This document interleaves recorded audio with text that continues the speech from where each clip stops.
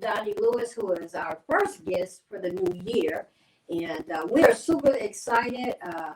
The Selah Circle, the Selah Wellness Group knows Donnie very, very well.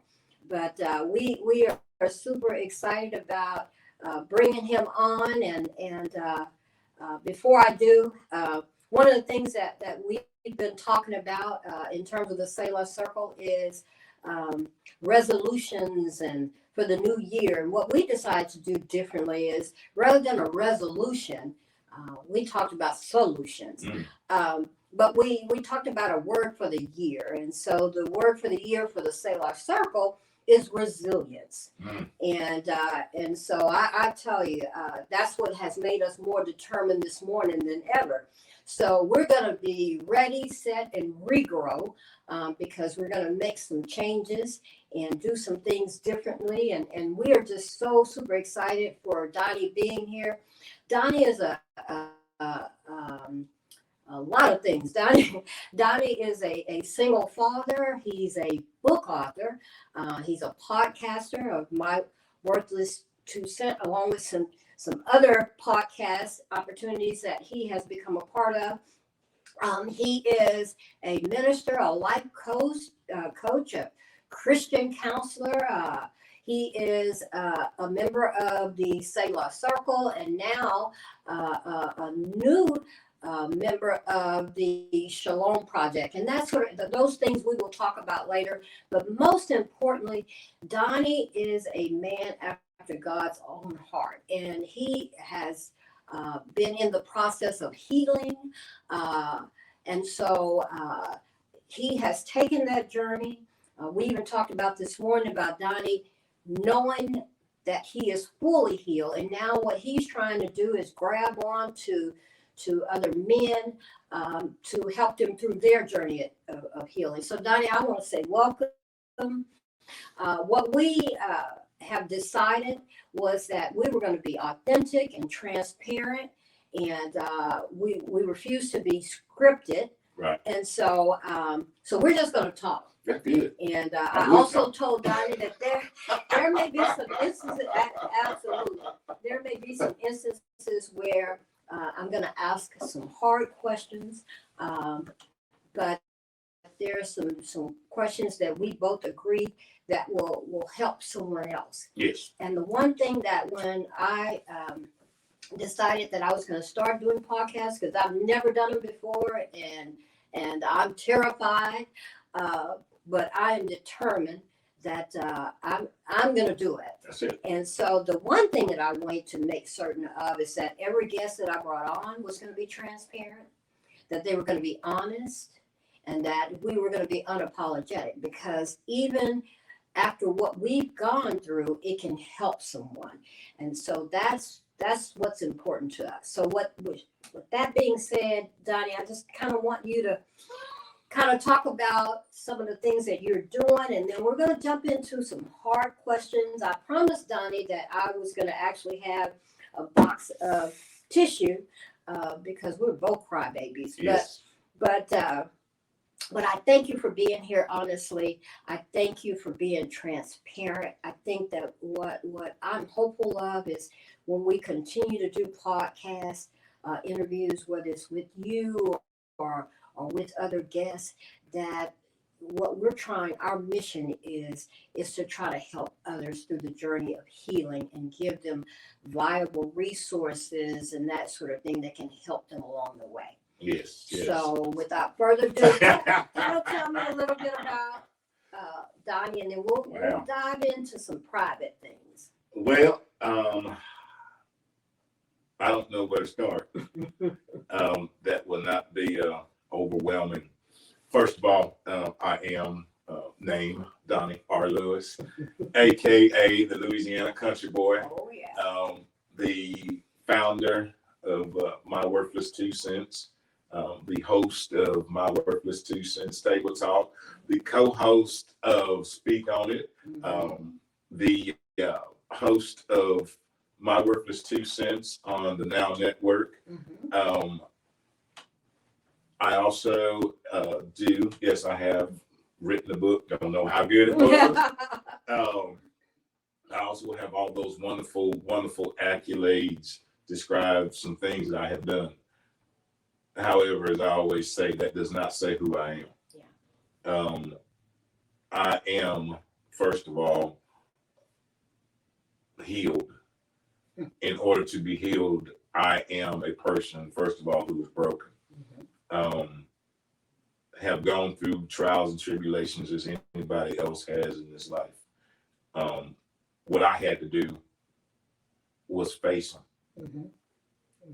That's the most difficult thing, is not going through, it's being able to face it and take accountability and responsibility for my actions, my choices, on whatever that it may have been. From being a excuse this old country, from being a piss poor daddy, which is just that thing, from being a failed husband. That's another thing, from sometimes letting others down, to the most important part of reality is letting myself down. Okay. I want to interrupt you for a second. Like I said, we talk all the time. Yeah. So I know your story, and that's why I have you on, because I think your story is so important to all of us. But I also, as we talk all the time, I told you, I am so proud's not a good word, but I'm so pleased that you are so transparent in terms of feelings. And I feel like that's going to help the men that you guys are trying to reach out to in terms of the Shalom Project. Right. And so to be transparent and to say, I failed, I hurt others, I didn't do such a good job as a father, I didn't do such a good job as a husband. To admit that says a whole lot about your character. So let's kind of get into that, if you don't mind. No problem. And I promised you that I'll try to be gentle. Don't be gentle, bring it. But it goes back to your story. Yeah. And it goes back to some of the childhood trauma that you went into. So we're going to talk about purpose, promise, and resilience. Okay? And so what happened, and I said purpose, promise, and resilience, but all of that started with pain. So what was your pain or your trauma as a child growing up? Well, mine I discovered in 2015, 14, 15, 16, somewhere back in there. And it was discovering what it was that kept me doing the same things that I kept doing over and over again. For me, it was the simple fact that I didn't connect the dots of where I had come from and what had happened to me. Mine ties back into losing my father. That's where it originally originated. Okay. With losing my dad was a moment, a traumatic moment. But the most traumatic moment was the feeling of nobody caring. Okay. And in terms of what? I'm sorry. In terms of caring or asking the question. And and to this day, I can't say if somebody did or didn't, but in my mind, nobody did. Nobody asked me how I felt. Okay. That's where I wanted to get to. Yeah. So nobody asked you how you felt. Right. Okay. And you were about how old? My dad died, I was 4.5. Okay.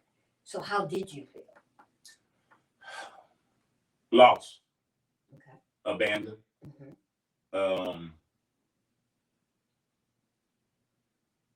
And unworthy. We talk about unworthy all the time. So that's a buzzword. That's. Okay, so tell me, when you, not that everything else you said wasn't important, but I'm going somewhere with that. What do you mean unworthy? You were a 4-year-old kid, so how could you not? Why? I didn't feel worthy enough, not understanding, and I'm going to just go with whatever God gives me right now. I didn't feel worthy enough that anybody respected me enough to say, hey, this is what death is. This is what loss is. Yeah. loss. It doesn't even have to be death, but this is what loss is. Yeah. Not worthy of being a child because this is being taken away from you, almost like a punishment. Did you feel like your childhood was taken away because nobody asked you how you felt? Or I didn't How matter. can you pull it? You didn't matter. I didn't matter. It wasn't, as they say, it ain't about you. Mm-hmm. But what we forget, the things that we go through is about us. Mm-hmm. Mm-hmm. And that's genuine. That's a real thing to realize. But when you don't have a way to articulate that, Mm-hmm. Mm-hmm. You don't have, and let me be transparent on that. Absolutely. The ones around us only know how to do and deal with what they know how to deal with. And so sometimes we be on other folks about what they didn't do, but they was doing the best they could do. Right. Because they was What only they working had. what they had. Right. So now as growth, I can look back and say, they only knew what they knew Mm-hmm. when they knew it. Mm-hmm. Because of course, you were a 4-year-old, but and not discounting that, but your mom and the rest of the family was grieving as well. Right. And so, because grief is such a weird thing, such a weird emotion.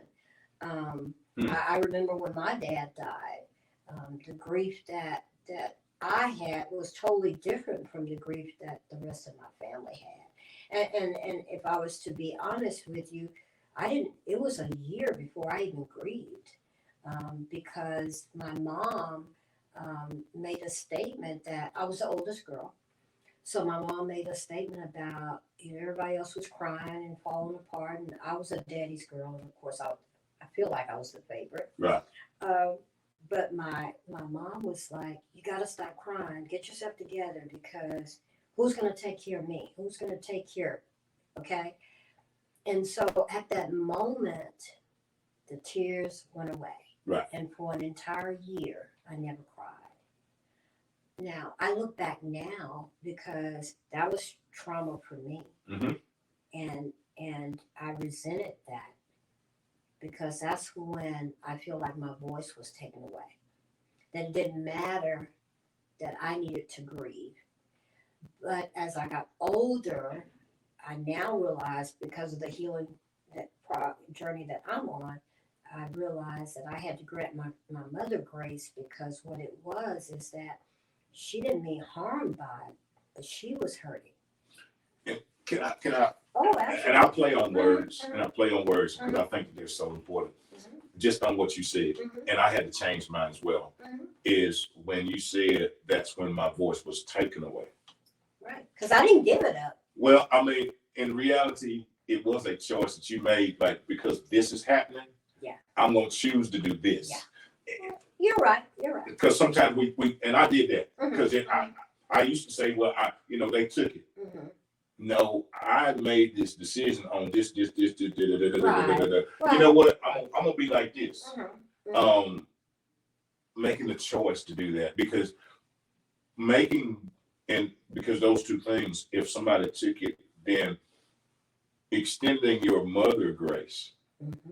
but did you extend it to yourself? No. Now, I thought I was interviewing you, because you know how I feel about that. Because when you say that, I mean, wow, you hit a nerve. Is the fact that feeling unworthy. Mm-hmm.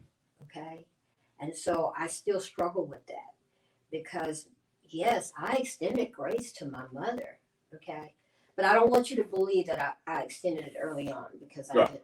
Okay, but I extended grace to my mother, but I didn't extend grace to myself, because I didn't feel worthy. Mm-hmm.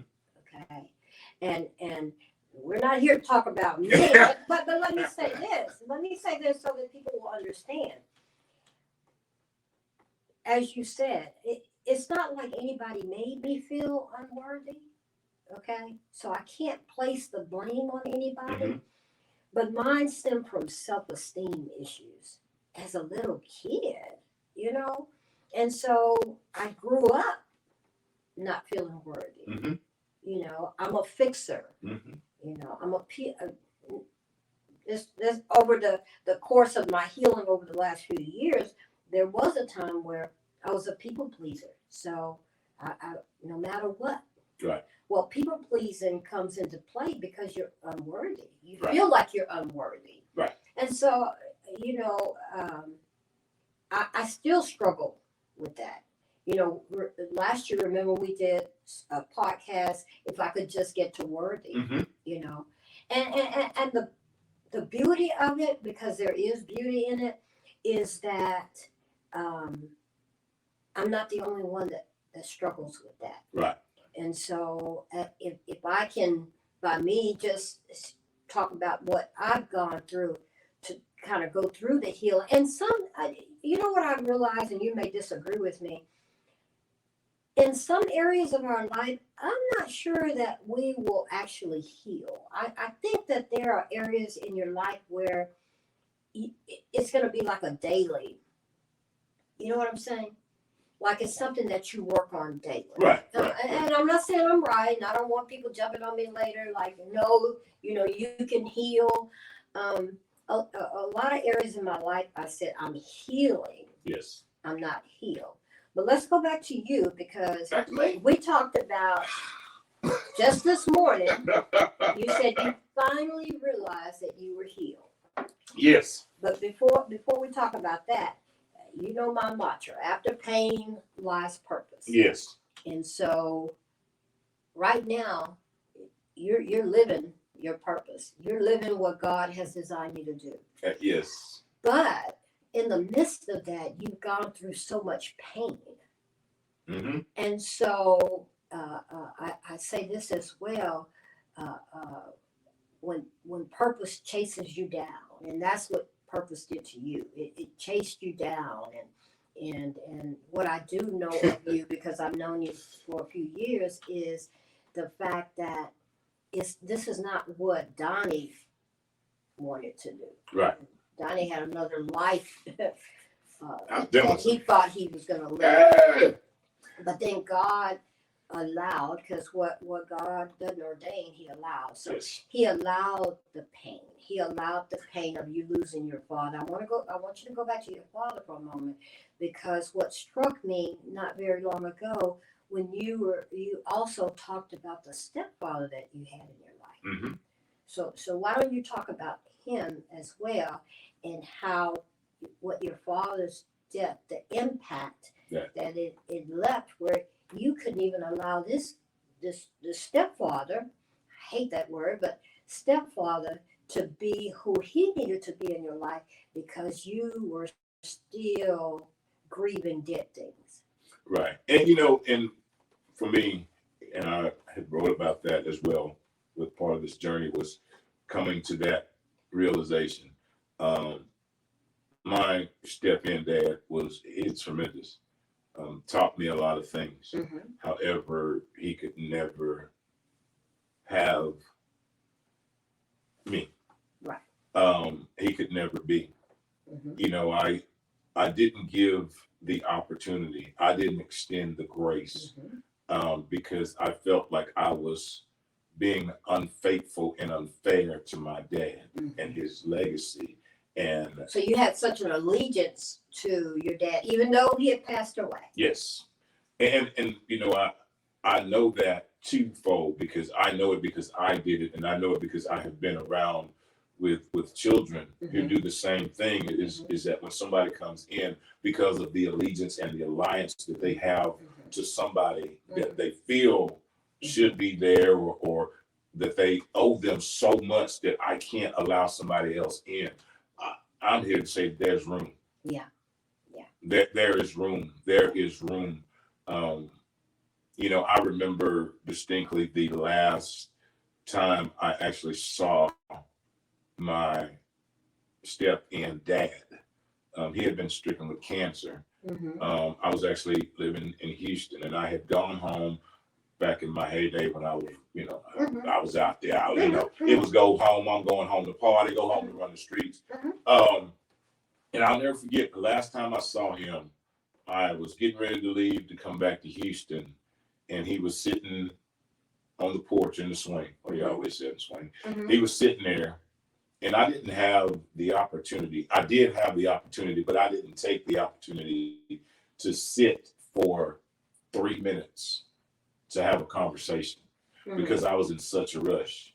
And I can sit here today and say, what an opportunity I missed. To say this was our last conversation.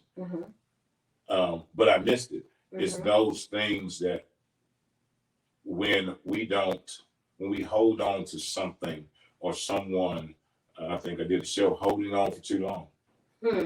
Sometimes we hold on to things for too long.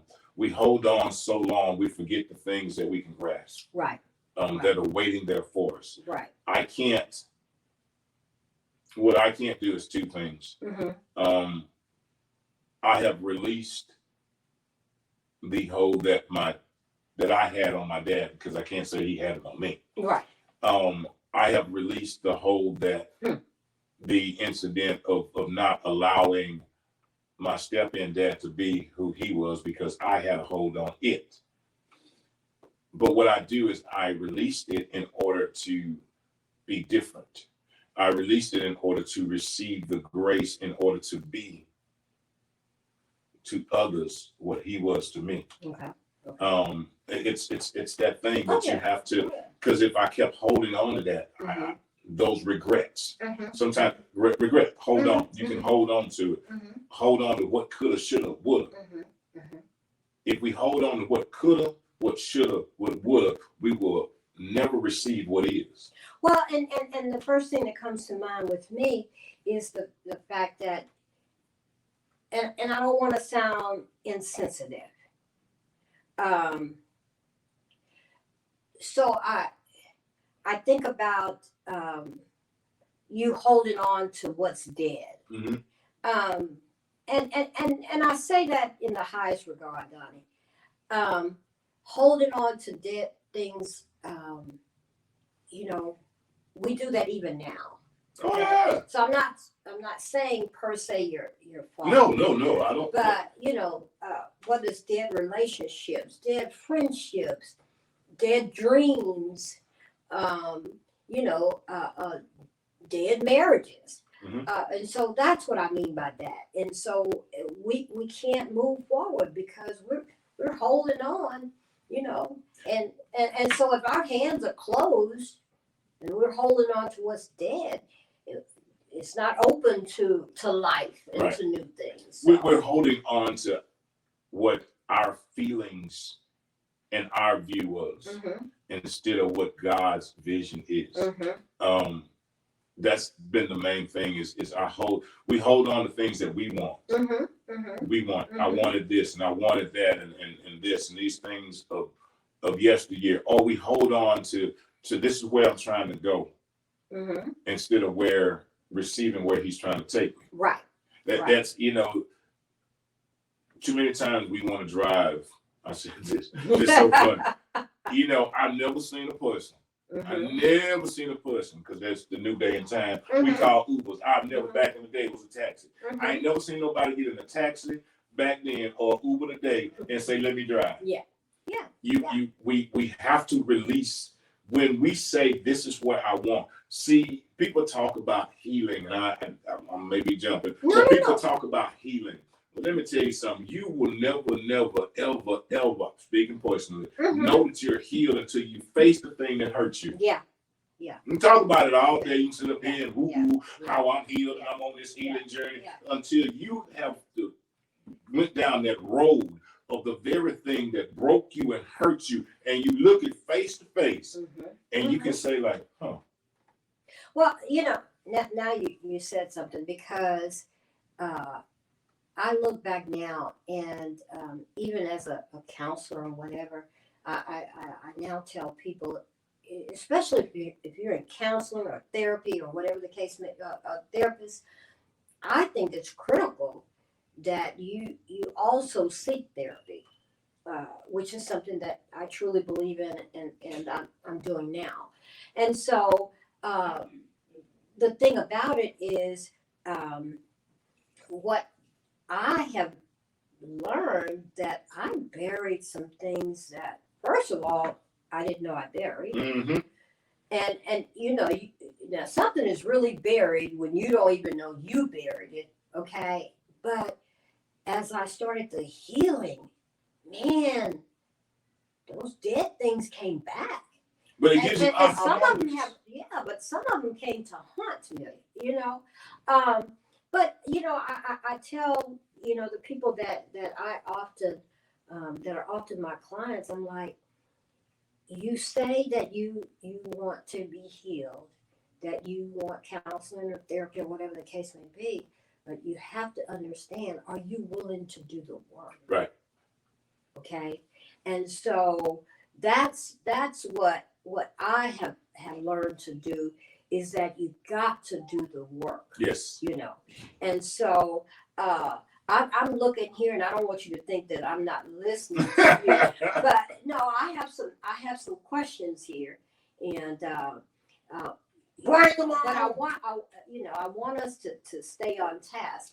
But I have some questions on it. I talk about healing, but how the journey that I'm on. But first of all, what does healing look like to you? I mean, what does your healing look like? Well, and I think I shared this earlier. I didn't know. I talked about it a lot, about healing and being healed and on this journey to heal. Healing, one, is something that I have witnessed. Not a let me eat some ice cream feeling. Not this, I can skip down the road feeling. Healing, I visualized and actually saw face to face what healing was. Healing for me, I don't know about nobody else. I don't know about nobody else healing. I don't talk about mine. Healing, when I say you face things that broke you. When I say when you ask the question, what is healing looks like when you face those things and you see those things that broke you. When you look at them, you see God and you see His face. I had the ability and was granted the grace to see His face. Right. And it brought me almost to tears. To a point where I talk about it again. We all talk about this, but when you finally reach that place of knowing what healing is, of knowing what true forgiveness is, of knowing what unconditional love is. So when you say, let's back up. Okay. When you say healing, okay, let's talk about some of your painful things. We talked about your dad, and I just want to kind of gloss over, because you brought it up, a failed marriage. Marriages. Put the S on that thing. Marriage. Failed marriages. And did you, in fact, you told me this morning that, why don't you tell us the story? Because I don't want to hurt anybody else. So in reality, this is not to be insensitive to your marriages. Right. But it's to help someone, so we don't have to name names and that sort of thing.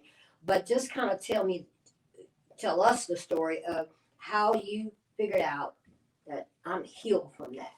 Well, I mean, for me, it was on my last relationship, actually knowing for sure that prayer, that the power exists for me happened, just being able to see her face to face. It happened just the other day. Okay. It was an incident where I was dropping my daughter off. and, and as normal, it was nothing big, nothing major. But as my daughter was leaving, her mom was holding her Mm-hmm. on her shoulder, and Mm-hmm. she looked at me, Mm-hmm. and I looked at her, Mm-hmm. and I saw my daughter, but I saw the face of God. I saw healed. I saw this calmness, this peace that surpasses everything. Mm-hmm. That this moment, Mm-hmm. I can't even, if I could articulate it, I would, but it was this that he bestowed. Mm-hmm. Mm-hmm. And at that moment, You're like, I'm healed. I'm healed. Yeah. And Yeah. I knew, and I shared with my sister this part, that his grace is sufficient. Yeah. Yeah. Through Yeah. everything. I sit here and I left there and I wanted to almost just wanted to cry. Mm-hmm. Not of hurt, not of Mm-hmm. anything. Mm-hmm. It was wow. For years, for 57 years, to get to this point, Mm-hmm. for 57 years, to know like every jagged piece, every scattered ash, Mm-hmm.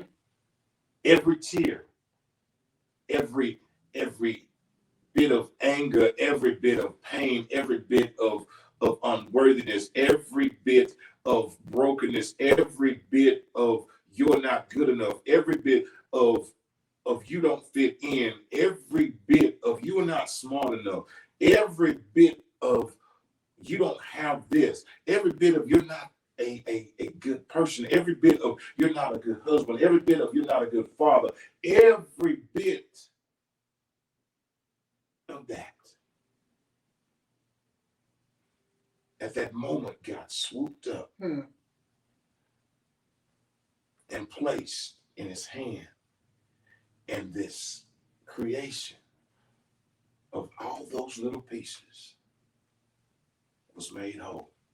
And when I think about you saying that, you already answered the next question. Oh. Because mine was, what have you experienced spiritually that has changed the trajectory of your purpose? So you pretty much answered that, because and to me, it started with forgiveness. I would say this.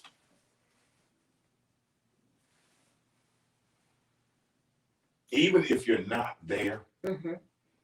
Keep going. walk like you are. Mm-hmm. Mm-hmm. And so many things, and I glance back on so many things that from 2013, 14, Mm-hmm. maybe even longer than that I've been walking like I was somewhere that I wasn't. Mm-hmm. Yeah. Yeah. I've been walking like I was and I say that to say, when we continue to walk there, even if we don't know where there is, Mm-hmm. Keep walking. you keep walking. Mm-hmm.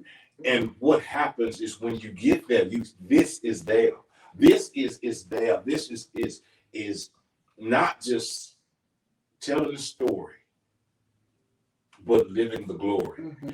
This walk every day, and I look back, and the encouragement of others was his way of encouraging me. Mm-hmm. It was pouring into me to pour out to others. It was, and I look back and I go like, but God. Mm-hmm. Mm-hmm. When the pieces were scattered, your grace was still allowing me to pour to others. In others. Because what you were doing was taking what he was doing. Yeah. But wait a minute. This is so crazy, because I didn't give you questions, okay? And so I just jotted this down. And so it just seems like this is no better time than to ask you this question. So what is your hope for others that either one has not even started the journey to healing, but even those that are on that journey to healing. What's your hope for them? Because you are healed. You're in a place where so many others are either trying to get to or don't even have a clue what steps to take. So they haven't even taken that. First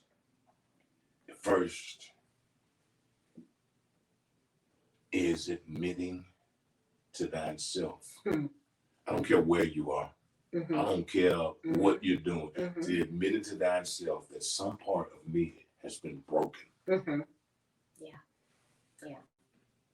See, when we don't admit that something is broken, see, if there was a little hole in the bottom of this cup and I didn't realize or admit that there was a hole, it would start to leak over somebody else. Yeah. First admitting that there's a hole. Yeah. Because when I admit it, then I say, now I have to do something about it. About the hole. Right. Not because I don't want to leak this poison on somebody else who's undeserving. As I leaked on people who were undeserving, on my exes, I leaked on them because they didn't know that there was a hole. And not only that, you didn't even know you were leaking. That's right. And you know, Donnie, I go back, and so to the meeting that we had, and it was such a powerful meeting. But there was someone else that was there, Sean, who talked about the importance of wanting to be healed. I mean, and there are an outpouring of men who want to be healed. Yes. But they don't even know how, which is one of the reasons why we have started the Shalom Project. And really, the Shalom Project is just a project or an initiative initiated by the Selah Wellness Group, where not only do we provide resources for men, but it's men healing men. Mm-hmm. And so, that's the next podcast that I really want to do. But we have to take responsibility as women, wives, moms, sisters, that our men are broken. Mm-hmm. and our Black men are definitely broken. And so I think the relationship that we have kind of came from the beauty of hearing your stories and hearing your story of resilience. But it was a journey. It was a process. And so I can't wait to see what God's going to do in terms of that process. But I've talked to so many men here lately. I can advocate and be a part of the voice, but the healing and what I think is important to men is going to come from men like you, who are transparent, who are authentic, who are saying, I needed to be healed too. And I was able to do the work. I wanted to do the work, yes, which men across the world are saying. But we tell our men that when they're little boys, be strong. Little boys, big boys don't cry, right.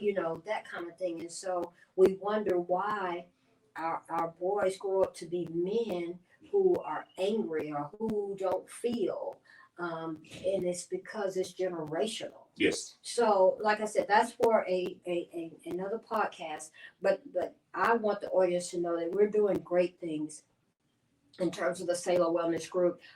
We're going to be doing February 1st, the Advocacy Day, along with National Alliance on Mental Illness. Right. You're beginning your podcast on February 3rd, am I correct? Yes. Let's talk a little bit about that. We could sit here and talk all day. But two things. I'm so glad that we were able to have conversations like this. Yes. And my commitment to first God and then to myself was that I was going to do this, even if I did it scared. Right. And so I knew that I could definitely count on you uh, as we get the kinks out.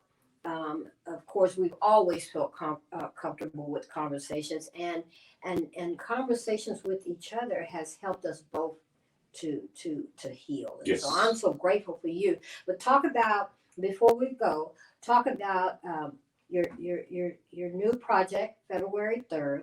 Talk a little bit about, if you don't mind, about the Pelchin, and then we'll just kind of end with your final thoughts on this year, the year of resilience, and what your dreams are for the future.